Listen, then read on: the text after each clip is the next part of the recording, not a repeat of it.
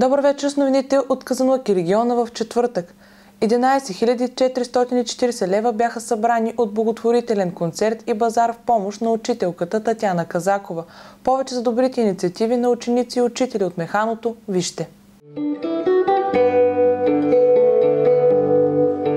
Под наслов "Даряваме надежда" ученици и преподаватели от професионална гимназия Иван Хаджиенов организираха благотворителна кампания за събиране на средства в помощ на учител в гимназията Татяна Казакова. Събраните средства са в размер на 11 440 лева, като от тях 1000 лева са дарени от общинските съветници на Алтернатива на гражданите. Останалите 10 440 лева са отход за концерта, базара и дарения от ученици, родители, близки и познати. В началото на учебната година се проведе и кампанията "Най-ценния букет", чрез която се събраха 2100 лева. Момчил Тодоров, възпитаник на училището, дари сума от 5000 лева. Тодоров е човекът, който дава и стипендията "Ученик на годината" на стойност 1000 лева. Концертът се състоя в Дома на културата Арсенал. Основни организатори на инициативата бяха 3 ученици от гимназията: Даниел Христов, Румен Величков и Валентина Бойнукова. Казакова, любим преподавател по математика в Механото, се лекува от тежко заболяване. Затова учениците и заедно с нейни колеги организираха благотворителната кампания за събиране на средства в помощ в борбата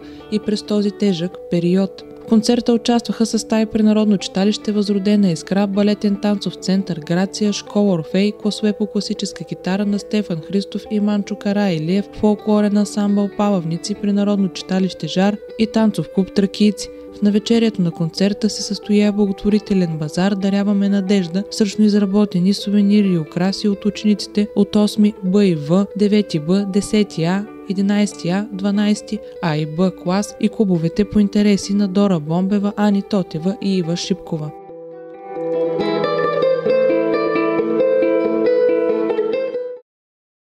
Първите 10 къщички за четириноги питомци от общинския приют в Казанлък вече са доставени, съобщава Ивелина Неткова от фондация Animal Hope България Казанлък. Всичко това се случва благодарение на усилията и подкрепата на дарители. Заявени са още 7 от красивите уютни къщички за животните, за да посрещнат зимата на топло. Изработването им обаче е бавно и е необходимо време. За закупуването на 3 от къщичките вече има предвидени средства от дарения. Търсят се още възможности за останалите. Преференциалните цени за къщичките са 130 лева, обяснява Неткова. През 2023 година се навършиха 180 години от рождението на Христо Стамболски, изявен обществен деец от периода на Възраждането, роден в Казанлък. Докато е в изгнание, доктор Стамболски прави важно откритие за световната медицина. Ето и повече подробности за неговия живот и дейност. Тази година се навършват 180 години от рождението на Христо Стамболски, изявен обществен деец от периода на Възраждането и борец за църковна национална независимост. Бидейки лекар-анатом и преподавател в медицинския факултет в Цариград, той е един от основоположниците на нашето здравеопазване след освобождението на страната ни от турско робство.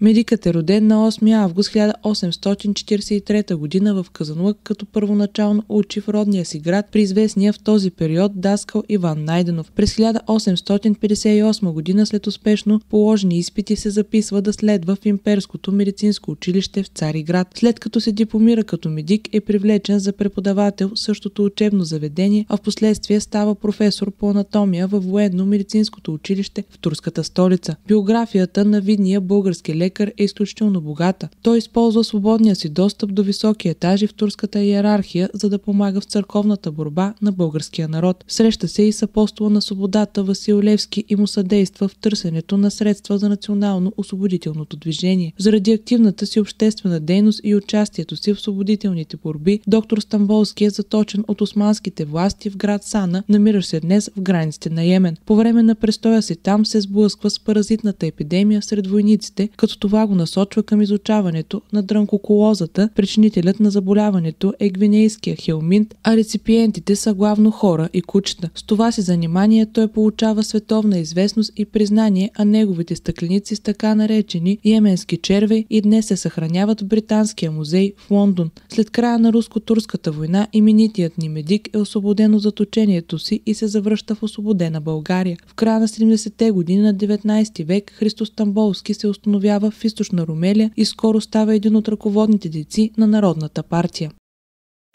По случай 16 ноември, Международен ден на толерантността, младежи от професионалната гимназия по лека промишленост и туризъм отбелязаха този ден с различни инициативи. Бе изготвен специален тематичен постер, призоваващ "Нека да бъдем толерантни".